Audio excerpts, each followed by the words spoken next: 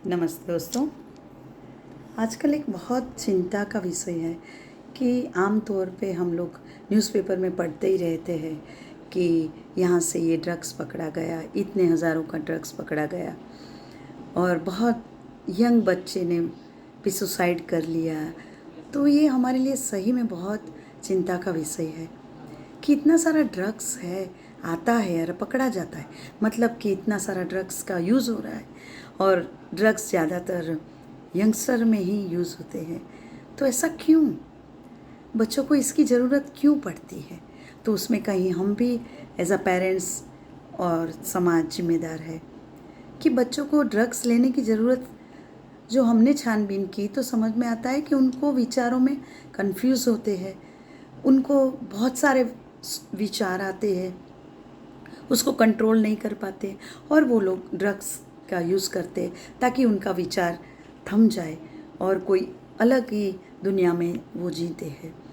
तो ये विचार थमने के लिए उनको बचपन से अगर योग के बारे में बताया जाता कि ये योग करने से या मेडिटेशन करने से उनके विचार सुविचार भी होते हैं और जो उनके जो विचार थमते नहीं हैं उस पर उनका कंट्रोल आता है। तो उनको सिखाएगा कौन?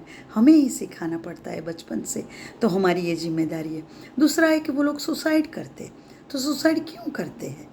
तो सुसाइड करने में भी उनको अगर बचपन से हमने गीता का बोध दिया होता, गीता का पाठ पढ़ाया होता या कर्म के सिद्धांत उनको बताए होते कि आज नहीं तो कल आपको हर एक कर्म का जवाब देना पड़ता है और वो कर्म भुगतने के लिए दूसरा जन्म भी आता है।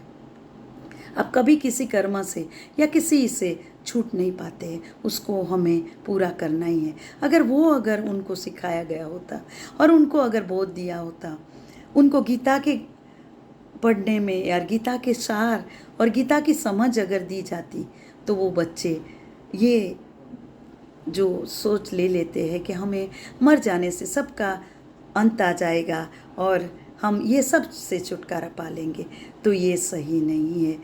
तो ये सीख हमें देनी पड़ेगी और हमें as a parents, as a समाज बच्चों को ये सिखाना बहुत ज़रूरी है। नमस्ते।